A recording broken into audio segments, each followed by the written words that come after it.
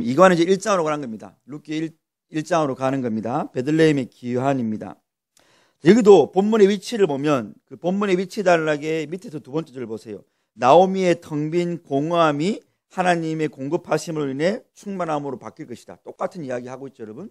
그래서 아까 배경에 설명했던 그런 내용들을 룻기 1장에서 우리가 이제 직접적으로 한번 보는 것입니다.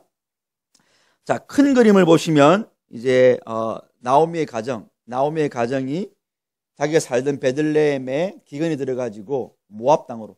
여러분이 지도를 잘 보면 한번 보면 되지만 여기 베들레헴이 이제 남쪽 이스라엘 남쪽에 있으면 여기 사해 바다가 있고 이렇게 위로 쭉 가면 여러분 여기 모압이 있어요. 사실 이렇게 먼 땅이 아닙니다. 사해만 없으면 이렇게 가로질러 가도 되는 정도의 거리인 거예요. 그래서 여기 지금 머물고 있던 나오미 가정이 남편도 있었고 아이도 있었습니다. 이렇게 북쪽으로 올라왔다가 남쪽으로 내려와 가지고 모압 땅으로 온 겁니다. 이방 땅으로 온 거죠. 기근 때문에 그렇습니다. 자, 그런 지금 큰 그림을 우리가 보고 한번 가봅시다. 질문 1번을 가보시면 자, 황폐한 상황 이런 말들도 그 지금 배경을 잘 알려주는 거죠. 그래서 복음적인 용어가 되겠습니다. 자, 사사시대에 간단히 훑어보고 룻기를 이해하는데 왜 이 배경이 중요하다고 생각하는가? 이것도 아까 제가 말씀드린 그거예요. 사사시대는 도무지 하나님이 누군가에게도 은혜를 주실 필요가 없는 시대입니다. 근데 하나님이 지금 나오미에게 은혜를 주는 게 바로 룻기지 않습니까? 그런 의미에서 바울이 그런 말을 했죠. 신약에서 여러분, 죄가 더한 곳에 하나님의 은혜가 더 크다란 말을 했죠. 그러니까 우리가 그 말은 죄를 많이 지어서 은혜를 더 많이 받으란 말이 아니고 내가 얼마나 죄인인가를 알면 알수록 하나님이 그런 나에게 부어주시는 은혜가 큰 거거든요. 그래서 내가 100달란트 탕감받은 사람은 그 탕감받는 게 너무 크니까 더 감사하고 한 데나리온 탕감받은 100데나리온 탕감한 사람은 내가 얼마 탕감 못 받았네. 그러니까 그거는 내가 얼마나 큰 죄인인지를 알아야 하나님이 나를 탕감하신 그 가치를 안다는 겁니다. 그래서 성경은 이렇게 사사시대를 배경으로 한 룻기를 통해서 이들이 얼마나 은혜 받기에 적절하지 않은 자들인가, 그런 자에게 하나님의 은혜가 어떻게 쏟아부어지는가를 보여주기 위해서 이 배경을 지금 강조하고 있는 질문입니다. 자, 2번, 여러분 잘 아시겠지만 모압이라는 민족 자체가 아브라함의 조카였던 롯, 알죠? 소돔에서 나왔던 롯이 이제 피신해가지고 롯의 두 딸이 있었는데 지금 이렇게 다 죽어버리면 나중에 자손을 번식을 못하니까 자기들이 천으로 죽는 것을 슬퍼해가지고 자기 아버지에게 술을 먹이고, 그러니까 근친상간을 했죠. 그 딸에게서 나온 아들이 모압이었어요. 근데 그 이방입니다. 이방. 그리고 이 모압은 이스라엘 출애굽할 때 하나님의 백성 이스라엘을 상당히 이렇게 많이 핍박하고 또 전쟁도 일으키고, 그리고 모압의 이런 술사들이 이스라엘을 유혹해가지고 하나님으로부터 멀어지게 만들었던 인물입니다. 그러니까 성경에서 지금 그 엘리멜렉의 가정이 나오미 남편이 기근이 들어가지고 모압 땅 간 거에 대해서 직접적으로 잘했다 못했다 하지 않지만 이 질문의 의도는 뭡니까? 성경은 그 부분에 대해서 명시는 하지 않지만 우리에게 주는 것은 가면 안 되는 땅이라는 거죠. 왜 그렇습니까? 이방 땅이고 기근이 들었어도 약속의 땅, 하나님의 땅, 가나안 땅에 사실은 머무는 게 언약 백성으로서의 자세인 거죠. 그러니까 내 삶에 어려움이 있더라도 하나님이 있으라고 한 곳, 언약의 땅, 그 가나안 땅에 머물러 있어야 되는데 사실 지금 그렇게 하지 못하고 눈에 보이는, 여기 지금 기근이 있으니까 저기는 좀 쌀이 있네, 곡식이 있네, 쉽게 가버리는 그런 거에 대해서 성경은 분명히 부정적으로 말을 합니다. 그게 뭐라고 되어 있냐면 처음에 갈 때는 1장 1절에 보니까 이 엘리멜렉이 나오미 자기 아내하고 아들을 데리고 체류하러 갔다고 했어요. 체류란 말은 잠깐 있다가 올라왔던 거예요. 근데 2절을 보니까 거기서 살던이라고 바뀐 거예요. 그러니까 가가지고 잠깐 기간 지나갈 때까지는 있지 뭐 했더니 거기에 동화돼 버리는 삶. 우리가 그럴 수 있는 거죠. 여러분들 대학교 생활을 하면서 여러분들도 그럴 수 있는 겁니다. 잠깐 그 친구가 가서 잠깐 내가 한번 가보지며, 잠깐 내가 저거 한번 즐겨보지며, 잠깐 내가 대학교 때 잠깐 이렇게 수업 제고 한번 놀러 가는 거 좋지 뭐. 그게 그럴 수 있죠. 대학생 때 한 번쯤은 일탈할 수 있죠. 근데 그 한 번이 우리에게 두 번, 세 번이 되고 그게 나중에는 우리에게 더 이상 죄의식이 느껴지지 않는, 말 그대로 하나님의 백성으로서의 거룩함을 잃어버리고 세상에 동화되어 버릴 수 있다는 겁니다. 그 시편 1편에는 복있는 자는 악인의 꾀를 쫓지도 않고 악인과 함께 서지도 않고 악인과 함께 앉아있지도 않고 그 말인 거예요. 거기도 보면 여러분 그 의인이 처음에는 그냥 악인과 함께 한 번만 해볼까 하다가 나중에는 악인의 길로 완전히 들어가 버리는 그 점층적으로 나와 있거든요. 우리가 이런 부분들을 조심해야 된다라는 것입니다. 지금 룻은 나오미는 그런 상황이었던 것입니다. 2번으로 넘어갑시다. 2번 여러분. 2번으로 넘어가면 이건 좀 지나가지고 어쨌든 모압 가가지고 그 아들들이 모압 여인과 결혼을 하는 겁니다. 결혼을 하고 근데 하나님께서 엘리멜렉 나오미의 남편을 죽이시고 두 아들들도 이제 젊을 때 죽게 됩니다. 그러니까 지금 여인들만 남은 거죠. 여인들만. 그 상황에서 사실 엄청나게 이거는 그 당시 고대 근동에서 여자 3명만 남아있다는 건 여러분 거의 죽음과 방불한 상황입니다. 그래서 하나님이 그 당시 이스라엘에 주신 게 뭐냐면 계대결혼법이었어요. 그건 뭐냐면 만약에 결혼했는데 남편이 죽었어요. 그러면 그 남편의 형제가 대신 형수랑 동침을 해가지고 자녀를 낳아주는 거예요. 그리고 하나님이 이스라엘의 대가 끊이지 않도록 하나님이 주신 근친상간은 아니고 하나님이 주신 그 종족을 유지하고 하나님의 언약 백성들을 유지하기 위한 그게 하나의 어떤 방편이었던 거죠. 지금 사실 그것마저도 못하는 거예요. 왜냐하면 아들이 둘 다 죽었으니까. 만약에 형이 죽었으면 동생이 가서 형수와 동침을 해서 아이를 낳아주면 되는데 둘 다 죽었기 때문에 지금 이건 어쩔 수도 없는 상황인 거죠. 그래서 나오미가 자부들에게 너 가라. 너희들은 모압 땅에 머물고 나는 다시 이제 이스라엘 가야 되겠다. 라고 하는 게 바로 이번에 나타나고 있습니다. 그래서 여러분 이거는 어떤 정확한 답이 없는 질문이에요. 여러분들 읽어보시고 여러분들 느낀 대로 나오미에 대해서 파악할 수 있는 내용을 여러분들이 적어보시면 되는 겁니다. 그 다음에 이번에 2번 보시면 이번에 2번 질문을 보시면 자 여기는 룻은 그러니까 며느리가 2명이었는데 첫 번째 며느리는 자기 시어머니가 가라고 하니까 갔어요, 여러분. 근데 둘째 며느리 룻은 갔습니까? 안 갔습니까? 안 갔죠. 근데 그때 나오미가 하는 말이 있습니다. 내가 어머니를 함께 있으므로 어머니의 하나님이 내 하나님이 되고 어머니의 백성이 내 백성이 된다. 여기서 우리는 알 수 있는 게 나오미는 엄청나게 룻에게 특별한 말을 하지 않았지만 룻이 그 가정과 있으면서 여호와 하나님에 대한 신앙이 생긴 거예요. 그래 알 수 있는 게 여기 질문에 나와 있죠. 룻이 나오미를 안 떠나고 어머니를 붙잡는 것이 어떤 단어입니까? 바로 하나님이 남자와 여자가 떠나가지고 서로 동침, 서로 연합되게 할 때 그 단어, 그 히브리어 단어 다바크라는 단어가 여기 쓰인 거예요. 그러니까 지금 룻은 그냥 자기 고향 가가지고 하면 됩니다. 근데도 나오미와 자기를 묶어버린. 근데 그건 단순하게 시어머니와 자기가 묶이는 게 아니고 그 말 자체 어머니 하나님이 내 하나님이 되고 어머니 백성이 내 백성이 된다는 말은 나도 이제 여호와 하나님의 백성 될래요 라는 신앙 고백인 거예요. 여러분. 여러분 아실지 모르겠지만 성경 전체의 언약의 내용의 핵심이 뭡니까? 하나님 알려주신 거예요. 너희는 내 백성이 되고 나는 너 하나님 될 거다. 나는 너 하나님 될 거다. 그게 언약이에요. 언약의 핵심 요절이에요. 지금 그걸 룻이 말을 하고 있는 거예요. 그 말은 룻이 지금 어머니 따라가겠다는 것은 단순하게 내가 어머니를 복양해야지 이런 정도가 아니고 이스라엘의 하나님을 내가 믿겠다. 내가 모압 땅에 모압 신을 섬기러 가지 않겠다. 신앙의 고백인 것입니다. 지금 그 말을 이번 질문에서 우리에게 물어보고 있습니다. 그래서 룻에게서 배울 수 있는 것은 뭔가? 바로 신앙입니다. 신앙 고백적인 그런 말을 하고 있다라는 것입니다. 자, 3번 보시면 3번은 이제 나오미가 이제 돌아왔어요. 돌아와가지고 자기 이제 베들레헴 우리 고향이니까 베들레헴에 와가지고 그 사람들에게 나 이제 나오미를 하지 마라. 나오미라는 뜻은 기쁨, 즐거움인데 나 마라라고 해라. 이건 제가 목사님이 그때 우리 알돌 수양회 때 그 개회 예배 때 했죠. 우리 인생이 다 마라, 쓴물인데 하나님 우리를 십자가로 나오미라 바꾸셨다. 여기가 바로 그거예요. 지금 자기 이름이 나오미인데 자기를 마라라고 부르는 거예요. 왜? 남편 다 죽고 아들 다 죽었으니까. 여기서 지금 질문의 요지는 그거예요. 이런 고백을 하고 있는 나오미의 신앙을 우리가 어떻게 평가할 수 있겠는가?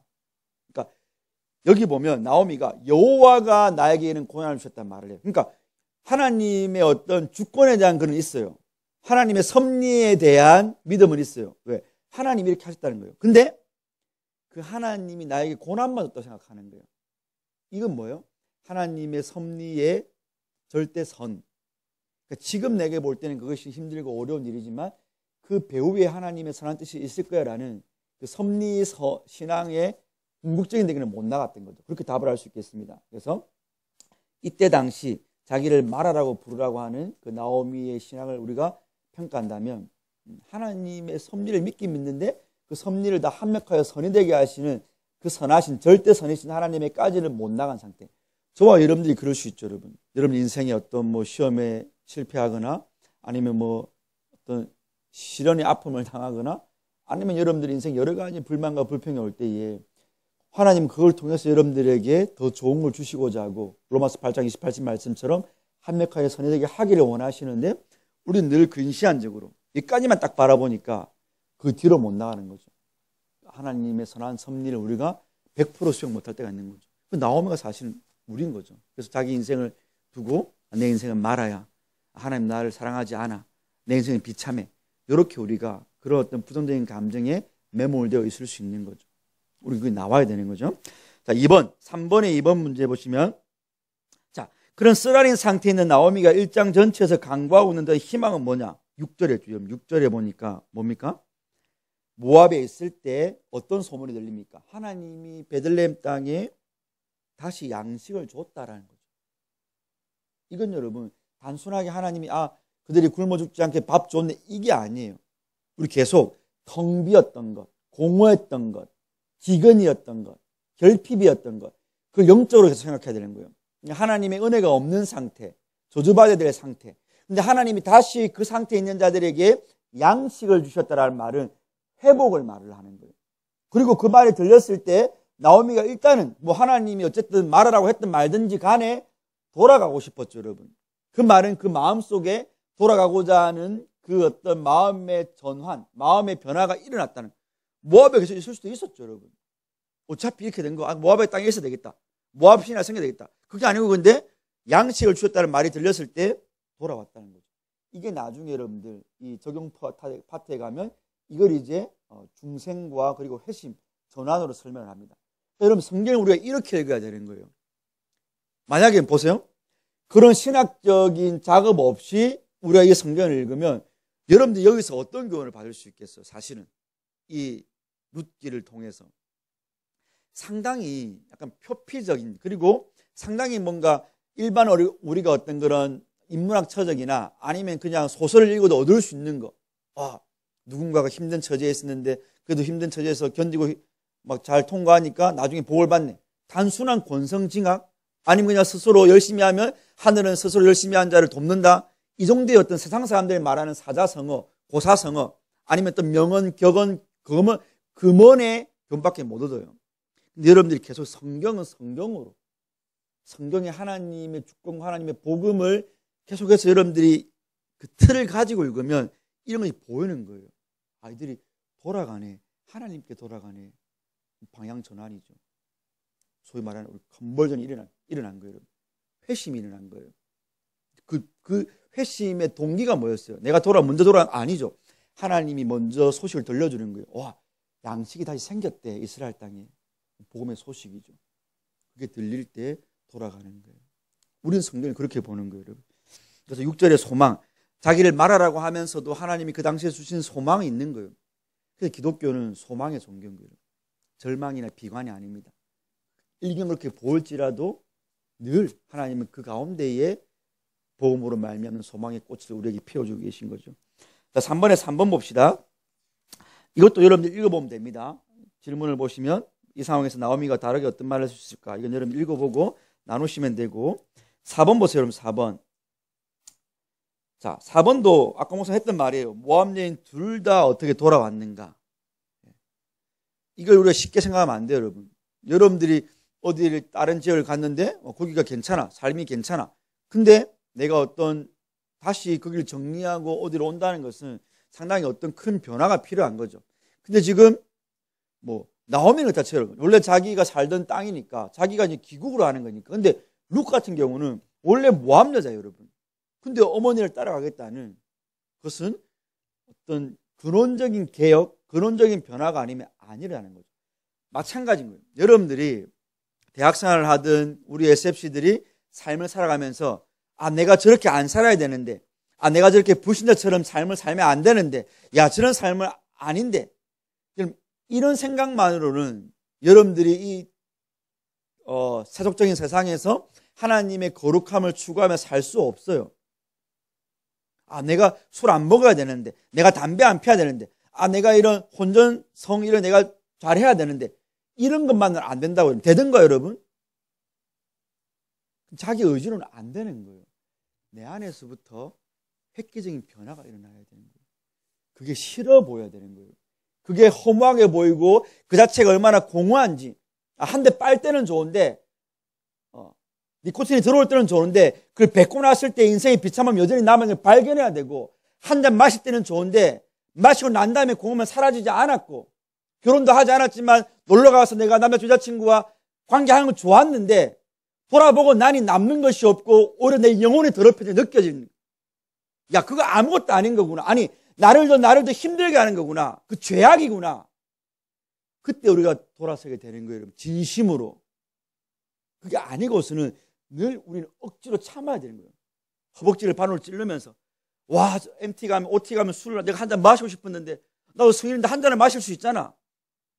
그렇게 반을 찌르면서 그게 아니라고, 여러분.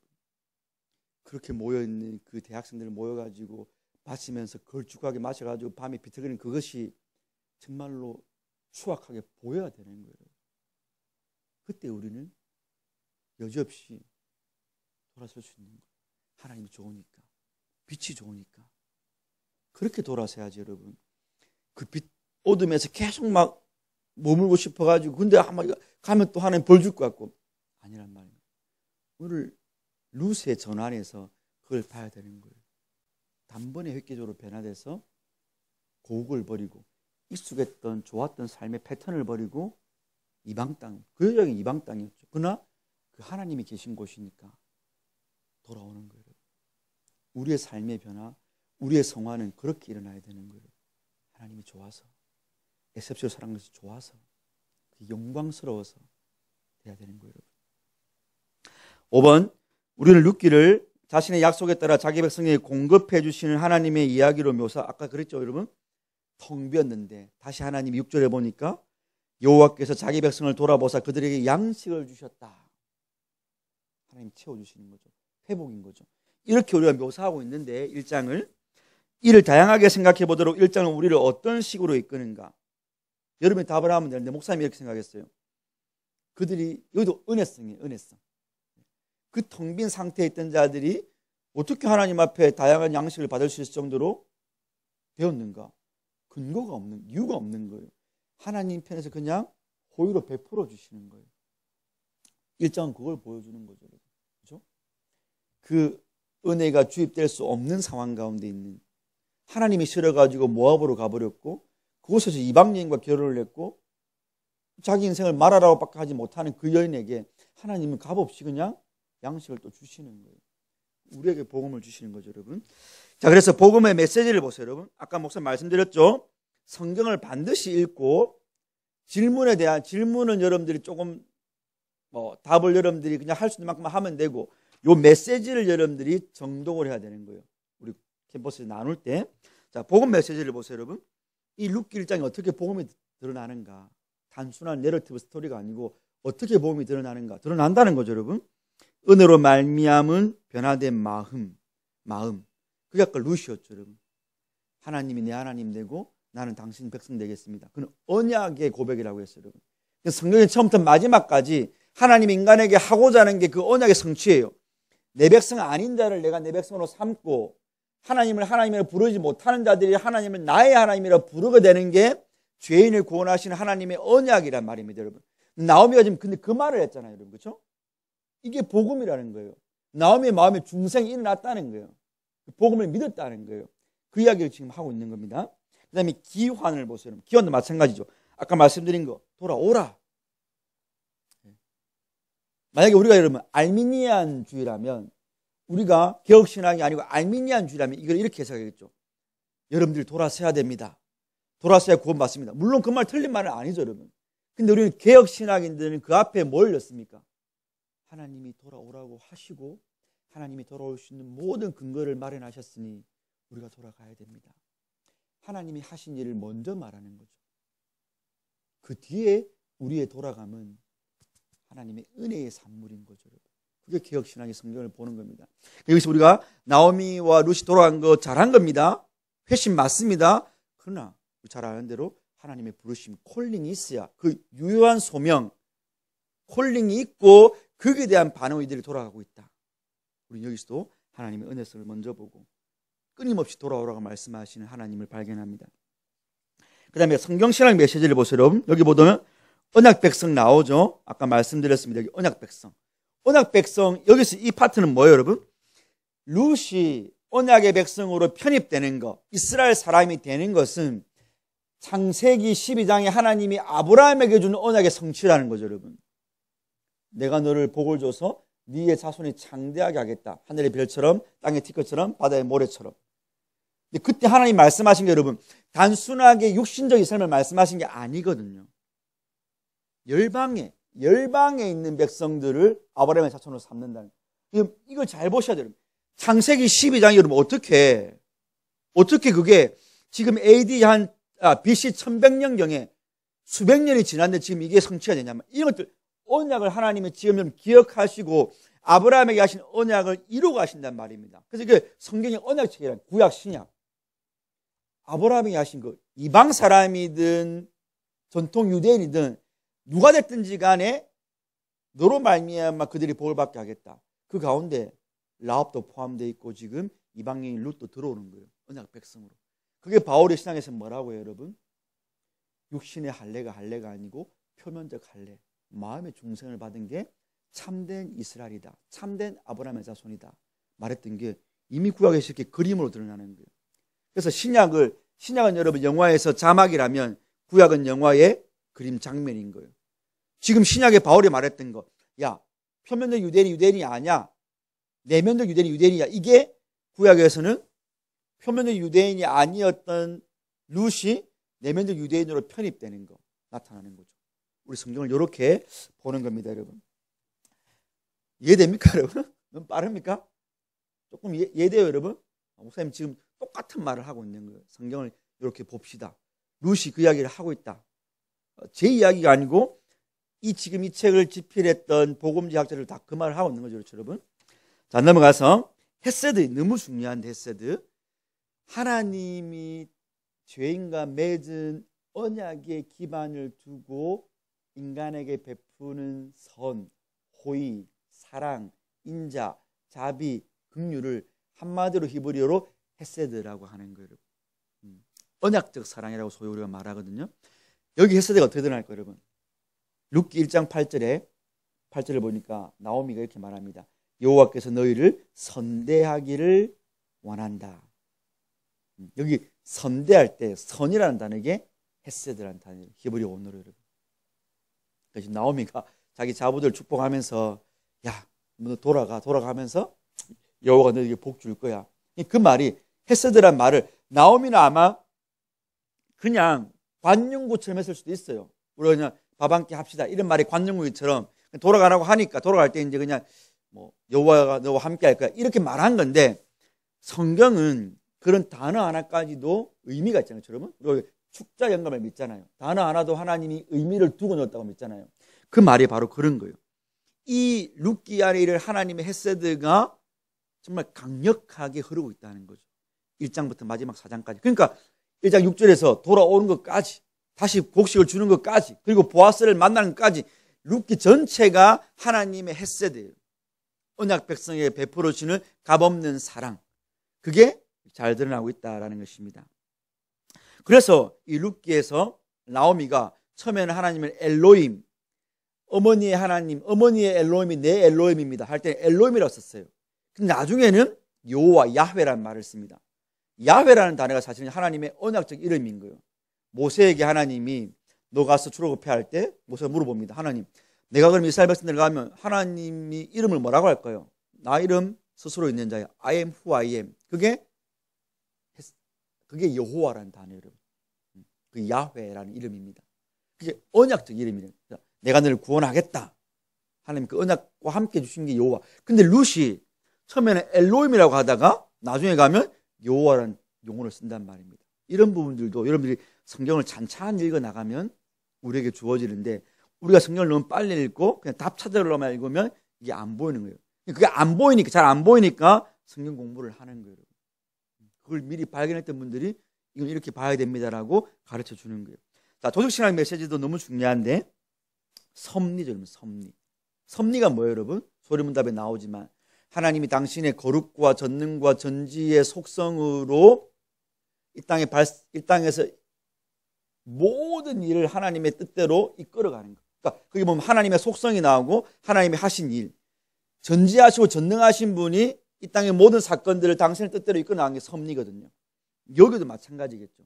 그 하나님의 섭리가 드러나는데, 여러분 여기는 이제 사실 어떻게 보면 언어 유의적인 섭리가 있어요. 자, 맨 처음에 엘리멜렉이라는 그 나옴의 남편이 살던 데가 베들레헴이에요. 그건 유다 지파의 고향이에요. 그래서 예수님의 아버지 요셉이 호적 정리할 때 베들레헴으로 가죠. 그러니까 그 이스라엘 12지파가 지파가 땅이 있었기 때문에 거기를 못 벗어나요. 그 땅이 바로 베들레헴인데, 베들레헴 이름이 뭔지 아세요, 여러분? 베이트 블레스 레헴이라는 단어인데 빵집이라는 뜻이에요. 근데 거기서 우리의 메시아이신 예수님이 태어난단 말입니다. 베들레헴, 유다 베들레헴 출신 예수님이. 근데 그분이 어떤 분입니까? 생명의 빵으로, 생명의 떡으로 오신 분. 다윗의 지파.